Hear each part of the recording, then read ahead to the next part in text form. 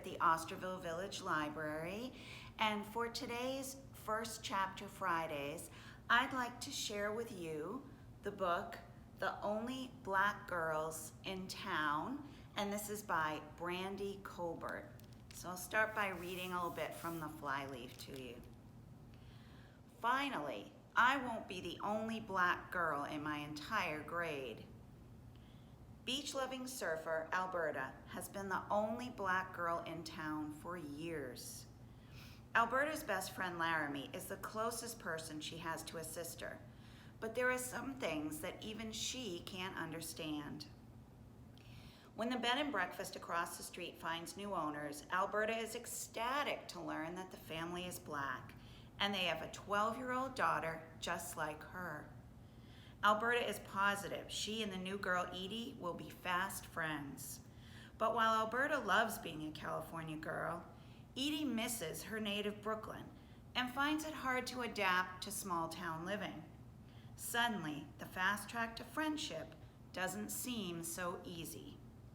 When the girls discover a box of old journals in Edie's attic, they team up and they secretly begin investigating who the journals belong to and why they got left behind. As the mystery unravels, the girls are led to the painful truth behind the journals and the shocking discovery of the story within. Chapter 1, Blending In. I would be sad that today is the last day of surf camp if I weren't so busy trying to ignore the worst person alive. Our instructor Irene just passed out the trophies, and everyone got one, of course. They all say the same thing at the bottom, Ewing Beach Surf Camp, with the year engraved underneath. There's a tiny gold surfboard sitting on top.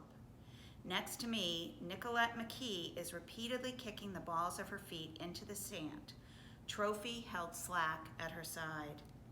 I have to see her at school and all over town because Ewing Beach is tiny. And then there's the fact that she lives across the street. So I also have to see her just about every day of my life. But the end of surf camp means the start of school, and Nicolette is always worse when she's around her friends. Irene stands in front of the whole group to say how much she's gonna miss us. I hope you'll all come to the end of summer party this weekend, she says, readjusting the knot of her red hair on top of her head. We're gonna grill out and we'll have ice cream, and you can all bring your boards if you'd rather catch some waves. Nicolette sneers. These aren't even gold-plated, she mutters. They're probably gonna turn green in like a month. On the other side of me, Oliver Guzman holds his trophy in the air, admiring it. Where are you gonna put yours, Alberta? In my room, I say, trying to ignore Nicolette. What about you? Our trophy case. He shrugs when I give him a look. My parents are into it. They like to show it off when family comes over. We all give ourselves a hand, Irene's favorite way to close out each day of camp. Nicolette unzips her wetsuit and starts pulling her arms out right and then left. I bend down, slip my trophy into my bag, and when I stand up, Irene is in front of me. Great work this summer, Alberta, she says, her blue eyes warm. Thanks, Irene. Then she smiles, and she leans in, whispering, You were the best one in camp, but don't tell anyone I said that. What? I barely have time to smile back before she's moving down the sand toward her assistant, Jed, who's breaking down the cardboard boxes that held the trophies. Irene was quiet, but by the grin Oliver gives me, I know he heard. And I really hope he was the only one. Even if Nicolette didn't hear Irene, she can probably see it on me. I can't stop grinning, and my chest immediately puffed up with pride as Irene's words sank in. I watch Irene as she talks to Jed and then wanders away, but she doesn't go up to anybody else and whisper in their ear. Aww, Nicolette's head is tilted to the side as she looks at me with wide eyes. That's cute, Alberta. I know not to take the bait, but I do it anyway. What? That Irene tries to make you feel good about yourself here. I guess it's not like school, huh? I frown at her. I should walk away, but like always, there's something inside me that plants my feet to the ground and makes me keep listening to Nicolette McKee. I hate that something. Out of the corner of my eye, I see Oliver watching us. Sorry, Nicolette says, not looking sorry at all. It's just that you're like different here and different there, but Irene tries to make it special for you. That's cute.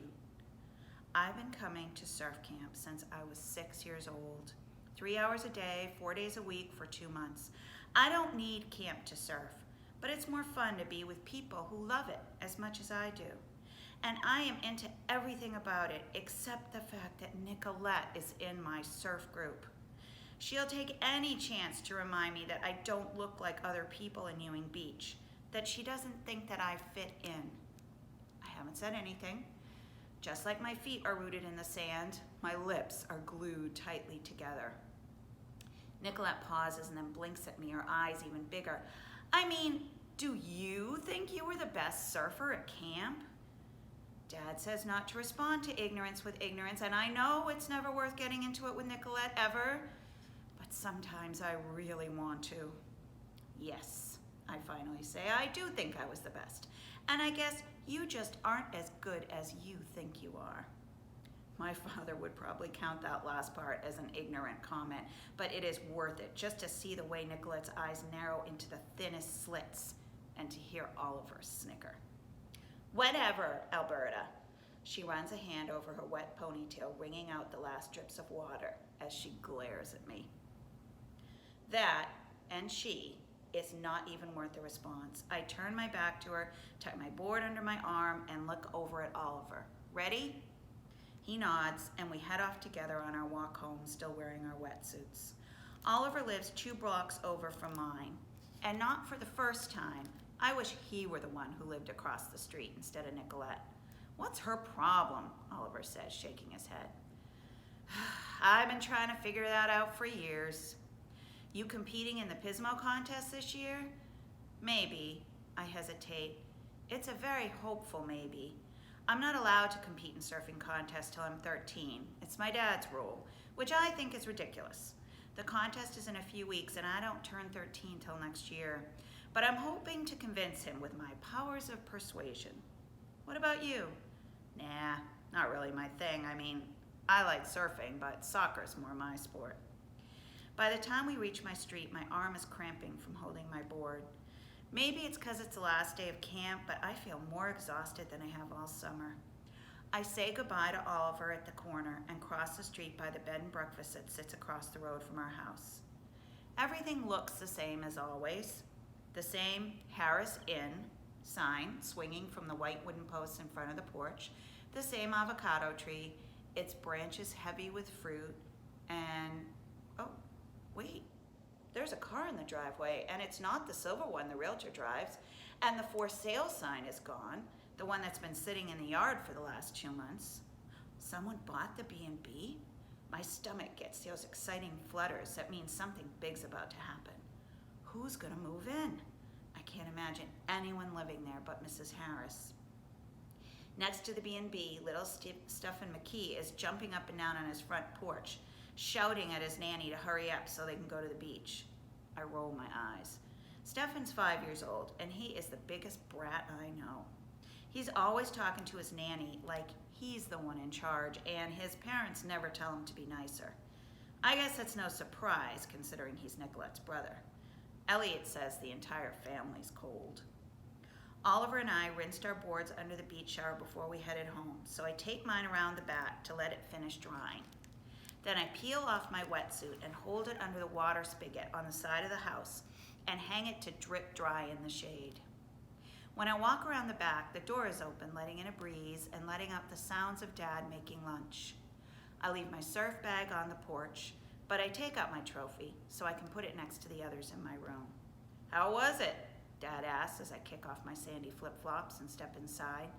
He's busy chopping up cucumbers for the quinoa salad, but he stops when he sees my trophy. Hey, look at that. It's not a big deal, Dad. Everyone got one. I pad barefoot across the kitchen and give him a kiss on the cheek. But Irene did say I was the best surfer at camp. Dad hoots with joy. Of course she did. Of course you were. Good job, sweetheart.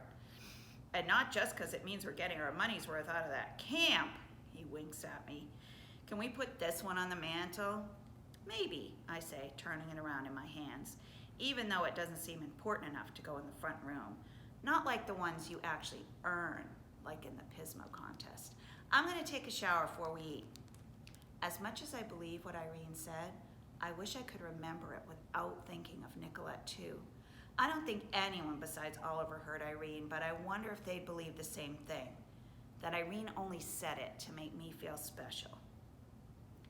I go and wash off all the sweat, sand, and salt, and then meet Dad in the kitchen where he's just finishing up the salad. I grab 2 bowls in one hand and 2 glasses with another. Then I bump the cabinet door closed with my elbow. Somebody bought the bed and breakfast?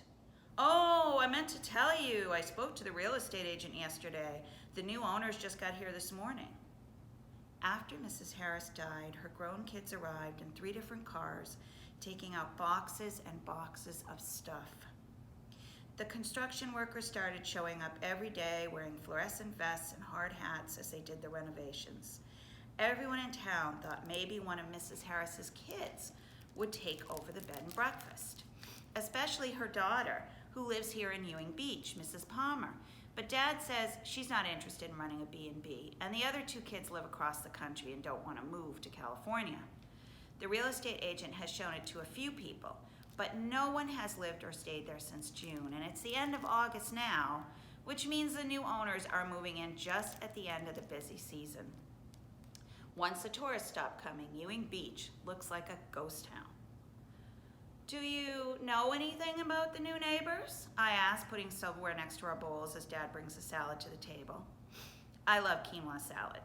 Unlike my best friend Laramie, who says it feels like chewing on bugs. Larry's family doesn't eat a lot of grains or salad.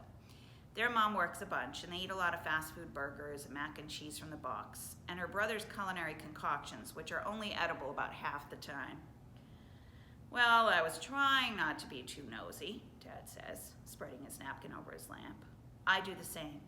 You didn't find out anything? Well, I found out 2 things that may be of interest to you, he says in a sing-songy voice that drives me crazy. He only uses it when he's trying to prolong the suspense, and it always ends up being more annoying than intriguing. I take a bite out of salad and wait for him to go on. He really drags it out, chewing another couple bites. When he takes a drink of water and dabs the corner of his mouth with a napkin, I can't take it anymore. Dad, what'd you find out? He laughs. Okay. Well, I think it will be of great interest to you that number 1, the new neighbors have a girl just your age. I nearly dropped my fork on the floor. What? Really? There hasn't been anyone my age on the street since we lived here, and we've been here since I was 2 years old. I'm 12 now. It doesn't take long to get anywhere in Ewing Beach, but having a friend right across the street is something I've wished I'd had for and I've never expected to happen. Well, there's Nicolette, but she's a year older and definitely not a friend. Yep, she'll be in 7th grade next week, just like you.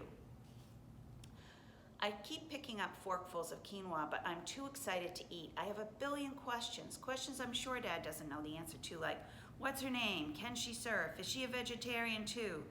But there's one more he can answer. What's the other thing you know about them? You said there were 2 things. Yes. Are you ready? Dad. I give him my most exasperated look. It's not as good as Elliot's, but I think it's close. They're black, he says in a voice so boisterous he sounds like the announcer on The Price is Right, Elliot's guilty pleasure. What? I frown, not sure that I heard him right. Finally, we won't be the only ones on the street, which means finally, I won't be the only black girl in my entire grade. If you'd like to read this book, The Only Black Girls in Town, you can swing by the library and pick it up. It's part of our Reading is a Window to Your World display right in the front of the children's room, and we hope you'll come in and check it out.